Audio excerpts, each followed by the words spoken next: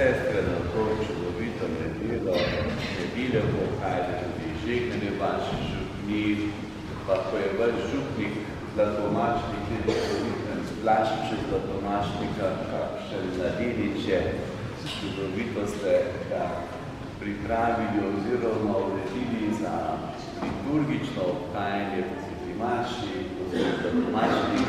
Morda pa dajte še malo ponovitev znate Maši. Tako je, tako. Tudi ponovitev znate Maše, potem pa 30 let Čupliske Karitas je seveda priložnost, da se zahvalimo za vse tiste, ki ste začeli. Se karitativna dejavnost je bila izvoru vsakega izmed nas, ki smo krščeni, ampak še posebej pa Čupliska Karitas tista, ki organizira v okviru tudi Škofijske Karitas, gospoda Jožeta Kerna, lepo pozdravljam, ki je pred nami, mnoge dejavnosti na različnih področjih, pa tudi vse nas, tudi tisti, ki nismo najožje, da niste najožje vključeni v karitativno dejavnost ali Škofijsko Karitas, pravzaprav, kot ste povedali, karitativna dejavnost spada k izviru našega krščanskega poslanstva. Vera brez del je mrtva. Krščanstvo ni samo neko razmišljanje, neki lepi sklepi, neka filozofija, nekaj, kar plavo v oblakih, ampak je nekaj, kar je zelo konkretnega, dejavnega. Ko pokažemo, da jemljemo evangelij zares in se trudimo za to, da bi bili kot usmiljeni Samarijan, ki opazi človeka v stiski, da bi bili podobni Jezusu, ko opazi človeka, ki potrebuje kakršenkoli pogovor, pa naj bo to bolan človek, ali naj bo to Samarijanka, ali Matej, ki postaja potem apostol. Vsako to srečanje s človekom prinese, če ga res Jezusa povabimo v svoje življenje, neko novo razsežnost, novo upanje in novo veselje. In karitativna dejavnost naj bi prinašala prav to, da nam je mar za naše bližnje, da se ne zapiramo samo v svoj svet, svoje interese, svoje potrebe, svojo sebičnost, ampak da opazimo naše bližnje, da jim skušamo pomagati na različne načine. Gre seveda za materialno pomoč, v mnogih primerih je to potrebno, posebej še, ko pridejo do kakšnih naravnih nezgod, ko se je dogajalo v Srednje Evropi in je Karitas ogromno pomagala, Škofijska, Slovenska Karitas, gotovo tudi vaša, ali pa ko gre za potrebe pri nas. Potrebna pa je tudi pogosto duševna pomoč, ko je do stiski, trpljenje, preizkušnji, ko ne ve, kako naprej. Veliko krat ob tem, ko nekomu nekaj podarimo, mu podarimo na drug način, ali pa morda še več, ali pa na enak način, to, da nekoga poslušamo, opazimo, da nam je blizu, da nam je mar zanj, da drugemu podarimo čas. Da podarimo čas in da se res srečamo s človekom. To je še tako pomembno včasih, ko živimo v takovani individualistični družbi pragmatizma. Zdaj spremljamo papeža na obisku v Luksemburgu in Belgiji in kaj znova in znova poudarja kristijanom v srcu Evrope pravi. Preveč ste se zaprli v svoje bogatstvo, v Luksemburgu v svoje banke, v svojo moč, imeti, pozabili pa ste na biti. Pozabili ste na človeka, na bližnjega, na tistega, ki je v najtežjem socialnem položaju ali kakršnikoli stiski in papež jih znova vabi, da razmislijo o tem, čem je prihodnost krščanstva v Evropi, oziroma da se vedno znova vrnejo izvirom evangelija. In zato me bo današnja obletnica Karitas vaš župni na Katirovo nedeljo priložnost, da veste, vsi poživimo tega duha vere, duha služenja. Nismo prišli na ta svet, da bi gospodovali drug drugemu. Naše dejanja bodo tista, ki bodo pokazala, koliko vero jemljemo za res, materialna pomoč, duševna pomoč, duhovna pomoč. Včasih nas to prosi, molite zame, papež nam vedno podarja, da je včeraj rekel v Bruslu, ne pozabiti moliti name. In seveda, kot papež Frančišek večkrat preseneča, je šel obiskat dom svetega Jožefa, kjer so ljudje v največji stiski, bolezni in dan skrbi redovna skupnost za njih mimo protokole. Kaj želi povedati? Želi povedati prav to, da kadar smo z bližnjim, kadar nekaj dobrega naredimo za našega bližnjega, takrat smo tudi sami najbolj srečni. Vete, vse funkcije, vsi položaji, vsa imetja, ne vem kaj, ko se na nek način kar naprej človek bori za ne vem kakšno prestižnost na tem svetu, vse to bo izslabeno. Tisto, kar pa večno ostane, je pa svet dobrega in lepega. To pa je zapisano v večni Božji spomin. To pa nikoli ne bo izginilo. Eno dejanje, narejeno iz čiste nepreračunljivosti, narejeno iz čiste zastonskosti, ko imamo nekoga radi, to bo zapisano v večni Božji spomin. In zato si, dragi bratje in sestre, prizadevamo za to, da nam bo mar za bližnje, da jih bomo opazili in da bomo življenju res naredili lepega in dobrega. Ko sem že omenjal papeža Frančiška, takole, veste, ko se takole mladino srečujem pred firmami, pa jih vprašam, kaj jim je pri papežu všeč, pa povdarijo, da rad je Potico, to je slovenska skupnost velika v Buenos Airesu, vse se mu tudi malo poznata, da je Potico, a ne da? Pa potem, da je nogometašno, navija za nogometni klub San Lorenzo, pa še druge stvari, pa da papež ni noben Važič, pa da je papež ima posebej, da tiste, ki so v stiski, vedno išče bolne, trpeče, otroke, mlade s posebnimi potrebami, begunce, zapornike.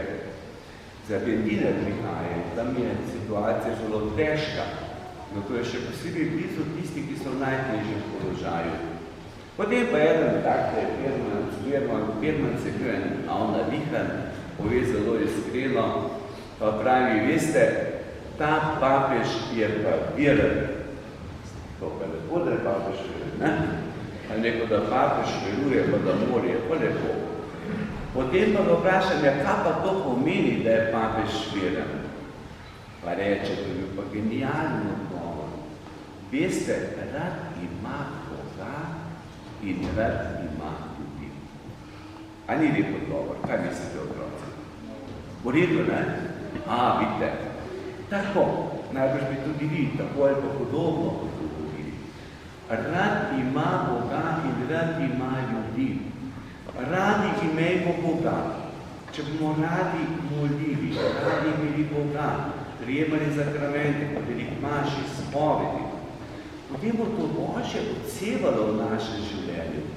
Potem bo tudi iz našega življenja, v okolju, kjer živimo, takšnem ali drugačnem, bolj naklonjeno bili ali pa zelo nenaklonjeno bili, odsevalo nekaj Božjega, nekaj svetega. Kot so zapisali za Sveto mater Terezijo, ki nam je lahko zgled in priprošljica pri karitativnem delu. Saj ne verujemo, so rekli, ne vemo, hindujici, budisti, ampak iz te žene si je nekaj svetega. Vsi jo imajo za mati, še danes. Ne reče mati, reče kar mati, mati. Za vsa verstva, muslimane, hindujice, budiste in druge. Zakaj? Ker je imela rada Boga, se je to poznalo, odsevano v njenem življenju. Radi imejmo Boga. In radi imejmo ljudi. To pomeni, veliko krat se slavimo pri nekem zunanjem videzu, kaj o nekom nekaj govori in vemo, da je v glavnem tisto skoraj nič ne drži. Ogromno fantazije, ogromno besed, veliko predsotkov, ki ruši medsebojne odnose. Če se pomalo poglobimo v človeka, pa vidimo, da je v jedru marsikaj lepega, dobrega, ogromno darov, odkrivati to, presegati predsodke, slabe misli, izključevanje. In rad imeti ljudi pomeni, včasih pridejo konflikti, včasih se skregamo, včasih pridejo napetosti, pa se v službi pa v šoli še zadržimo, ko pa pridemo domov, pa udari strela, posluša žena, otroci, mož, stari starši, tisti, ki niso čisto nič krivi. Navadno tisti najbolj slišijo. Pa ni največji problem, če se to zgodi.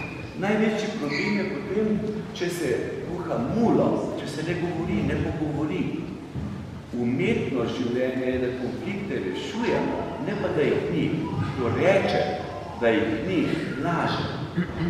Umetnost je, da se pogovorimo, si odpuščamo in lahko se imamo potem še bolj radi, še bolj blizu smo drug drugemu. In to pomeni rad imeti ljudi. Graditi odnose, graditi v družini, skupnosti, župniji, kjerkoli, v službi, v šoli, graditi znova odnos in preko vseh mogočih stvari, tudi negativnih, če to predelamo, če se naučimo malo ponižnosti, postajamo še večji prijatelji, se imamo lahko še bolj radi in naši odnosi so še bolj kvalitetni. Torej, naj tudi za nas velja, da bodo rekli, ti ljudje so pa verni. Radi imajo Boga, radi imajo ljudi. In Karitas to na poseben način uresničuje in sta nam zmed v tem. Zato vam iskreno čestitam ob tej obletnici. Vesel sem, da je ta župnijska Karitas vaše župniji znano tudi naše načkopiji in da naredite na mnogih področjih toliko dobrega. Ne bom naštel imen od tistih, ki sta začeli, pa tistih, ki ste danes. Hvala vam za vaše pričevanje, za vaše delo. Ko po župnijah obiskujem župnijske Karitas, vidim koliko dela, tudi potrpljenja potrebnega, koliko žrtev, odpovedi, ko gre za eno ali drugo obliko pomoči.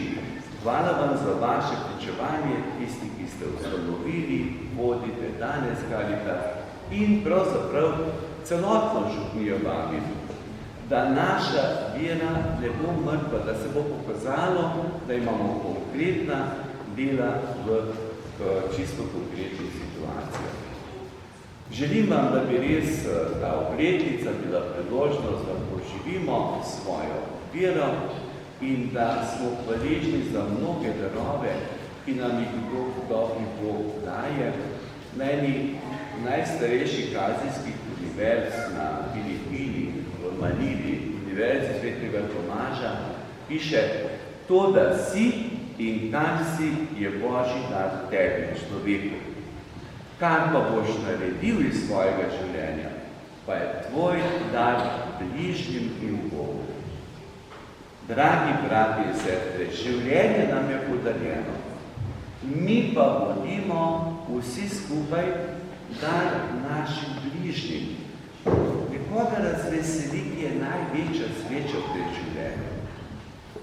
Prinašati upanje, prinašati veselje, bližino, razumevanje. Da se človek ne počuti sam izgubljen. Sej beremo v Svetem pismu, ne vem, Janezov evangelij o zdravljenju depresiji, kaj je bil glavni problem človeka, ne toliko, da je bolan, ampak pravi Jezusu, nimam človeka, nikogar nimam, sam sem. To je največja bolečina.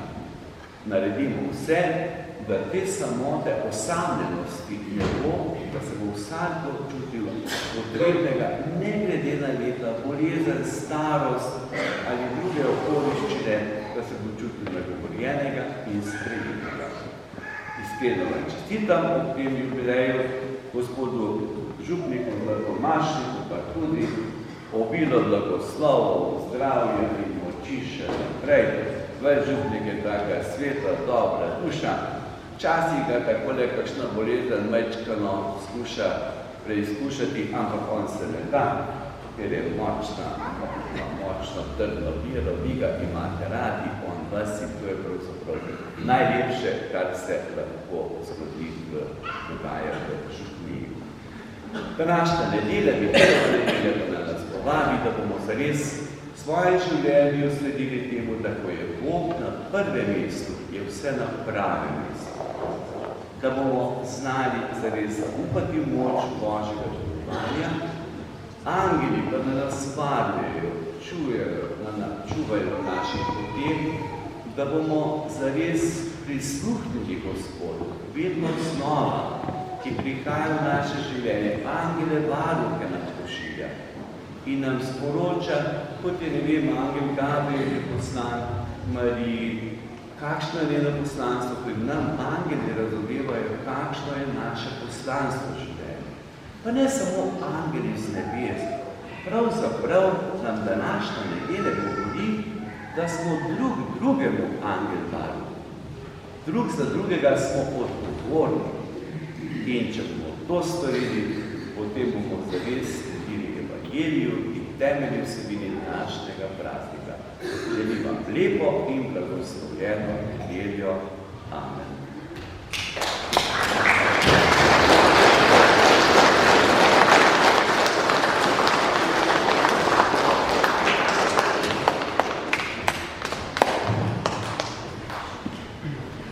Zdaj sta skupaj.